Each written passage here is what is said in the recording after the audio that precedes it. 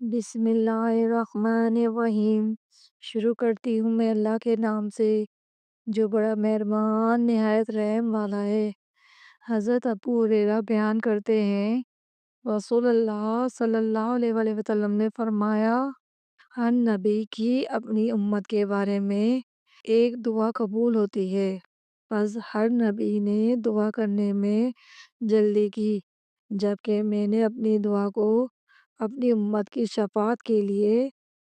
روز قیامت کے لیے چھپا رکھا ہے، اور وہ شفاعت انشاءاللہ ہر اس شخص کو پہنچے گی جو اس حال میں فوت ہوا ہوگا کہ اس نے اللہ کے ساتھ کسی کو شریک نہیں ٹھہرایا۔ حضرت عابدہ بن صامت بیان کرتے ہیں، رسول اللہ صلی اللہ علیہ وآلہ وسلم نے فرمایا، اللہ تعالیٰ نے 5 نمازیں فرض کی ہیں، جس شخص نے اس نماز کے لیے اچھی طرح وضو کیا، انہیں ان کے وقت پر ادا کیا اور ان کے رکوع و خشوع کو مکمل کیا تو اللہ کا اس کے لیے عہد ہے کہ وہ اسے معاف فرما دے گا، اور جس نے اسے نہ کیا تو اس سے اللہ کا کوئی عہد نہیں، اگر وہ چاہے تو اسے معاف فرما دے۔